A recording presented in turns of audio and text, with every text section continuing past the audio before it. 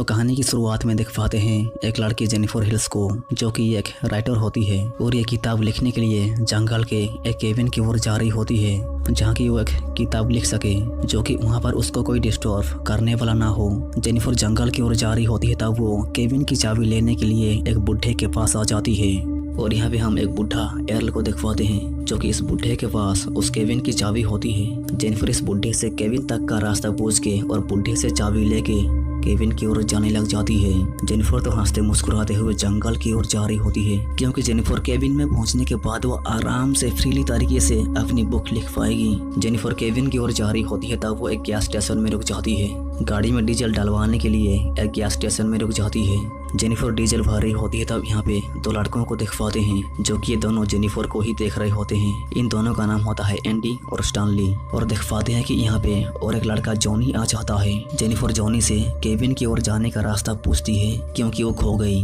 Cabin की ओर जाने का रास्ता भूल गई। उसके बाद जॉनी केबिन की ओर जाने का रास्ता बता देता है। जॉनी इस गैस स्टेशन में काम करता है। डीजल भरवाने के बाद जॉनी टैंक की कैप को बंद करने के लिए जा रहा होता है तब उसके पैर पे पानी गिर जाता है। उसके पैर पे पानी गिरने के बाद ये दोनों जॉनी के ऊपर हंसने लग जाते हैं। जॉनी का मजाक बन जाता है। ये दोनों जॉनी के ऊपर हंसने के बाद जॉनी का तो मजाक बन जाता है। जेनिफर की वजह से जॉनी के ऊपर पानी गिर गया और इसलिए जेनिफर जॉनी से माफी मांग रही होती है। उसके बाद जेनिफर चली जाती है, केबिन की ओर जाने लग जाती है। और फिर जेनिफर जंगल के अंदर आने के बाद केबिन के पास पहुंचने के बाद वो केबिन की ओर चल चल के जाने लग जाती है। और केबिन के अंदर आने के बाद वो अपनी चीजों को समटाने लग जाती है। जेनिफर तो बहुत खुश दिखाई दे रही होती है। इस केबिन पे आके वो खुश होती है। केबिन के पास एक झील है। उसके बाद रात हो जाती है।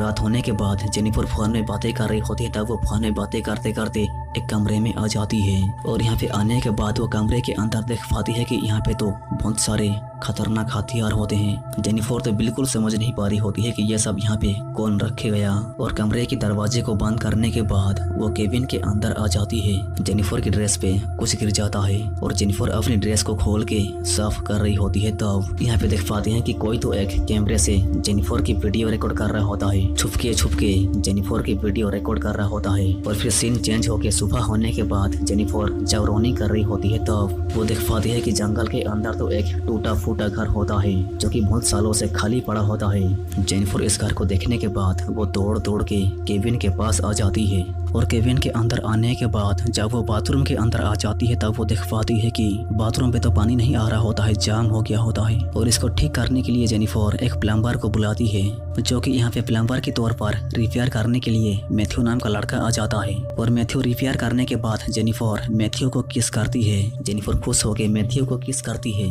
और मैथ्यू तो शर्मा के चला जाता है। और यहाँ पे देख पाते हैं कि झील के सामने ये तीनों मजे में दारू पी रहे होते हैं और स्टानली तो अपने कैमरे में ये सब रिकॉर्ड कर रहा होता है। और यहाँ पे मैथ्यू आ जाता है, जो कि मैथ्यू भी इन तीनों के साथ होता है। और मैथ्यू इन तीनों को बताता है कि वो लड़की जो कि शहर से आई है वो मुझे किस किया।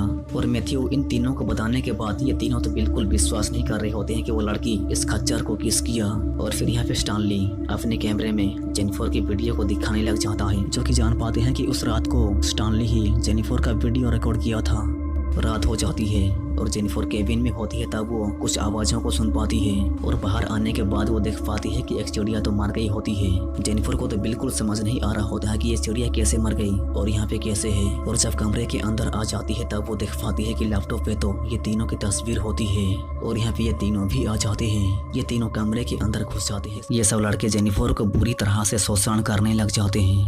सब जेनिफर के ऊपर जुल्म ढा रहे होते हैं तब जेनिफर तो भाग जाती है। इन सब से बच के केबिन से भागने में कामयाब हो जाती है। और जेनिफर तो डर के मारे घबराते हुए दौड़ दौड़ के उन सब से बच के भागने लग जाती है। और डरते घबराते हुए भाग भाग के जंगल के अंदर आ जाती है। जेनिफर दौड़ के भाग रही होती है तब वो एक पुलिस वाले से टकरा जाती है। और इस पुलिस वाले के साथ तो ये बुढ़ा होता है, जो कि इसको हम कहानी की शुरुआत में देख पाए थे। और जेनिफर तो रोते हुए इस पुलिस वाले को बता रही होती है कि मेरी हेल्प करो, मुझे उन लड़कों से बचाओ। कुछ लड़के मेरे पीछे लगे हुए हैं, मुझे तोड़ा रहे हैं, मुझे उन लड़कों से बचाओ। वो लड़के केविन के अंदर घुस गए और मुझे मारने पीटने लगे। और ये पुलिस वाला तो जेनिफर को रोते हुए देख जेनिफर की हेल्प करने की सोचता है और जेनिफर की हेल्प करते हुए केविन की ओर जाने लग जाते हैं। जेनिफर और पुलिस वाला केविन के अंदर पहुंचने के बाद ये पुलिस वाला उन लड़कों को धमका के फुकारने लग जाता है। बंदूक पकड़ के उन लड़कों को घर के अंदर ढूंढने लग जाता है, लेकिन घर के अंदर तो वो लड़के नहीं मिलते हैं, वो लड़के चले गए होते हैं। फिर कुछ देर के बाद ये पुलिस वाला लड़कों को ना पाके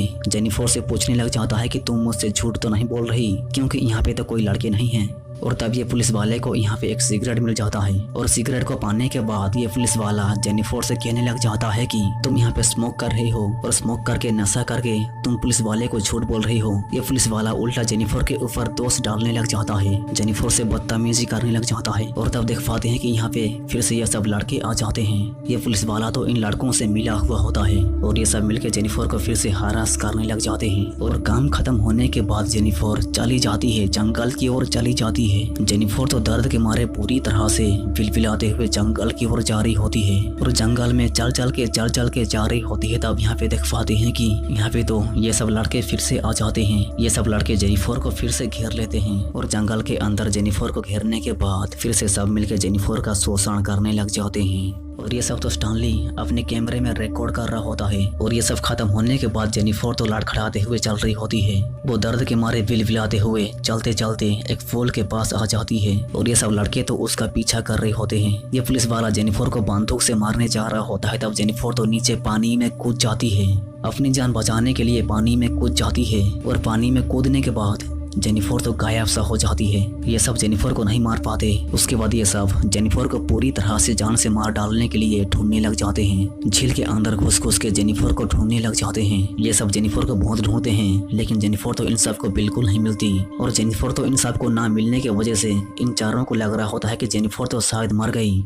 लेकिन ये पुलिस वाला तो कह रहा होता है कि जेनिफर तो नहीं मरी है, अगर मरी होती तो उसका लाश तो मिला होता। और तब ये पुलिस वाला इन सबको कह रहा होता है कि तुम्हें हर दिन यहाँ पे आके उस लड़की को ढूंढना होगा, जब तक कि वो लड़की या फिर तुम्हें उसकी लाश मिल न जाए तब तक तुम्हें यहाँ पे आके उस लड़की को ढूंढना होगा। और यहाँ पे हम देख पाते हैं कि यह सब केविन के अंदर आके जेनिफर की सारी चीजों और कपड़ों को निकाल के जलाने लग जाते हैं ताकि किसी को कोई सबूत ना मिले। ये सब सारे सबूतों को जला देते हैं। रात होने के बाद ये पुलिस वाला अपने घर पे आ जाता है और यहाँ पे हम उसकी बीवी को देख पाते हैं और उसकी एक छोटी बेटी होती है। सीन चेंज होने के बाद देख पाते हैं कि ये सब तो अपने अपने काम में लगे होते हैं, लेकिन मैथ्यू तो घबराया हुआ दिख रहा होता है। उसके दिमागी संतुलन थोड़ी खराब होने लग जाती है। वो रात को जंगल के अंदर अजीबोगरीब तरह के बिहेव कर रहा होता है। तब वो जेनिफर को देख पाता है और जेनिफर को देखने के बाद वो पूरी तरह से डर जाता है और अगले पल तो जेनिफर गायब हो जाती है।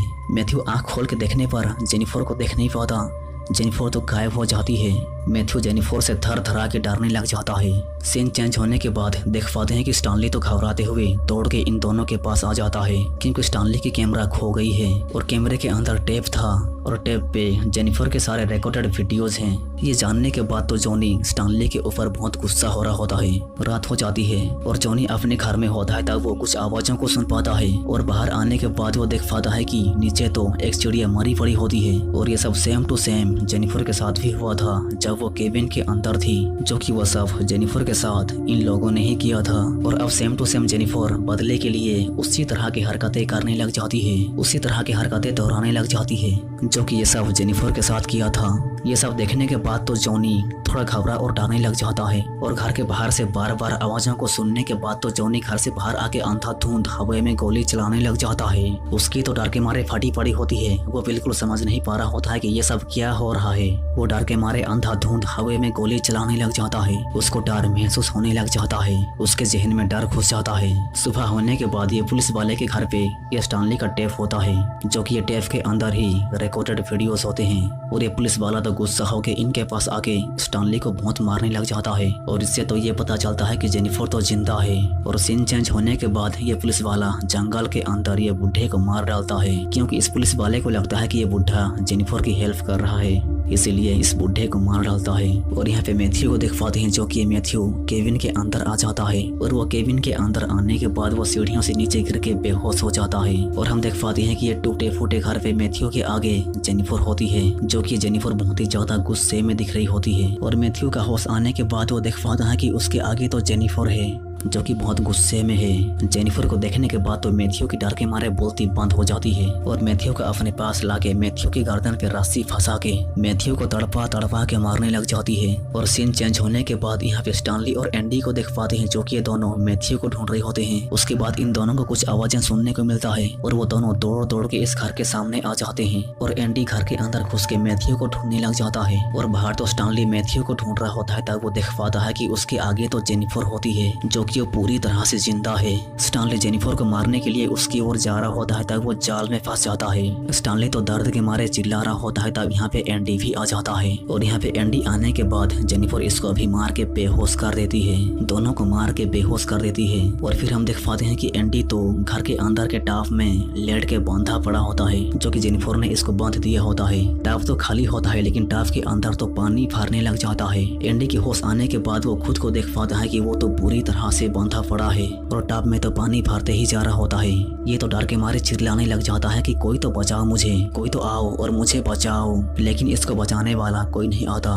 और यहाँ पे देख पाते हैं कि स्टानली के आगे जेनिफर कैमरा पकड़ के स्टानली को कैमरे से शूट कर रही होती है। जेनिफर जूम कर के वीडियो रिकॉर्ड कर रही होती है और स्टानली के होश आने के बाद वो देख पाता है कि उसके ठीक आगे जेनिफर है और जेनिफर तो 2 मछली मारने की कांटे निकालती है। और स्टानली तो ये बिल्कुल समझ नहीं पा रहा होता है कि ये कांटों से ये लड़की क्या करेगी। और फिर जेनिफर कांटे पकड़ के स्टानली के पास आके स्टानली की दोनों आंखों पे पूरी तरीके से कांटे घुसा के इसके दोनों आंखों को खुला रखने के लिए रस्सियों को पेड़ में बांध देती है। और जेनिफर तो घर के अंदर एंडी के सामने आ जाती है और जेनिफर तो एंडी के सामने आके एंडी को तो पानी में डुबा के एंडी को टॉर्चर करने लग जाती है, बुरी तरीके से एंडी को टॉर्चर करने लग जाती है। और फिर जेनिफर एंडी की कुटाई करने के बाद स्टानली के पास आ जाती है और स्टानली तो बुरा फंसा होता है। जेनिफर तो ये सब को कैमरे में रिकॉर्ड कर रही होती है और एक मछली को काट के फाड़ के खून को स्टानली के चेहरे पे लगा देती है। घर के अंदर तो एंडी बहुत ज्यादा चिल्ला रहा होता है। और फिर जेनिफर स्टानली की कुटाई करने के बाद एंडी के पास आ जाती है और इसको तो पानी में डुबा के टॉर्चर करने लग जाती है। और फिर जेनिफर पानी के अंदर लाइव पाउडर को डाल देती है और इस पाउडर को डालने के बाद एंडी के चेहरा तो पूरी तरह से जलने लग जाता है। एंडी तो दर्द के मारे छटपटा के मर जाता है।